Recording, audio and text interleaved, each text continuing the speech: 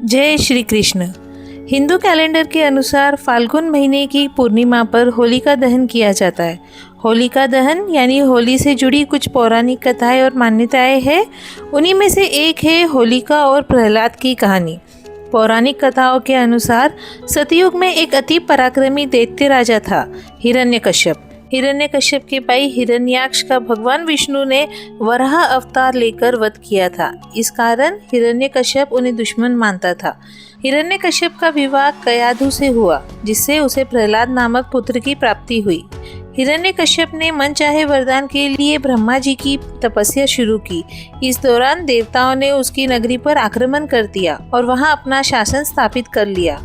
उस समय देवर्षि नारद मुनि ने कयाधु की रक्षा की और अपने आश्रम में स्थान दिया। वहीं पर हिरण्यकश्यप के पुत्र प्रहलाद का जन्म हुआ। देवर्षि नारद मुनि की संगत में रहने के कारण प्रहलाद भगवान विष्णु का भक्त बन गया। उधर कई वर्षों तक तपस्या के बाद हिरण्यकश्यप को ब्रह्मा ने दर्शन दिए। हिरण्यकश्यप ने वरदान मांगा कि मेरी मृत्यु मनुष्य या पशु के हाथों से न हो, न किसी अस्त्र शस्त्र से, न दिन व रात में, न भवन में, न भवन के बाहर और न ही अंदर, न भूमि न आकाश में हो। कुल मिलाकर अपनी समझ में उसने अमरता का वरदान मांगा। ब्रह्मा जी ने उसे यह वरदान दे दिया, किंतु इसके बाद वह निरंकुश हो गया। वह ऋषि मुनियों की हत्या करवाने लगा और स्वयं को भगवान घोषित कर दिया, किंतु स्वयं उसका पुत्र प्रहलाद विष्णु भक्ति में लीन रहता। यह बात हिरण्यकश्यप को पता चली तो वह गुस्से में फट पड़ा।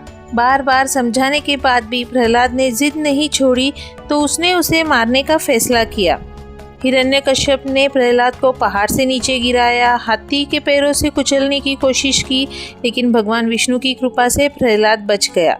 हिरण्यकश्यप की एक बहन थी होलिका। होलिका को भी भगवान ब्रह्मा जी ने एक वरदान दिया था, यह कि उसे अग्नि नहीं जला सकती। हिरण्यकश्यप ने होलिका को कहा कि वह प्रहलाद को अपनी गोद में लेकर अग्नि में बैठ जाए, ताकि प्रहलाद भाग न सके और वह उसी अग्नि में जलकर खाक हो जाए। होलिका ने किया तो ऐसा ही, किंतु वह खुद भस्म हो गई और प्रहलाद बच गया।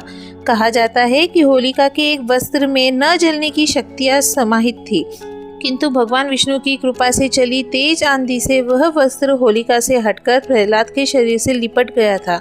होलिका के जलने और प्रहलाद के बच जाने पर नगरवासियों ने उत्सव मनाया, जिसे होलिका दहन के रूप में मनाते हैं। इसके बाद जब यह बात फैली तो विष्णु भक्तों ने अगले दिन और भी भव्य तरीके से उत्सव मनाया। होलिका से जुड़ा होने के कारण आगे इस उत्सव का नाम ही होली पड़ गया। उधर हिरण्यकश्यप ने प्रहलाद को मारने के लिए उसे एक खंभे से बांध दिया। वह प्रहलाद को मारने ही वाला था कि भगवान विष्णु खंभा फाड़कर नरसिंह अवतार में प्रकट हुए। उन्होंने हिरण्यकश्यप को उसके भवन की चौखट पर ले जाकर संध्या के समय अपने गोद में रखकर नाखूनों की सहायता से उसका वध कर दिया। इस तरह ब्रह्मा जी का वरदान भी नहीं टूटा और आतताई का अंत हो गया। भगवान ने भक्त प्रहलाद को उसका उत्तराधिकारी बना दिया। तो बोलो श्री हरि विष्णु की जय, नरसिंह भगवान की जय।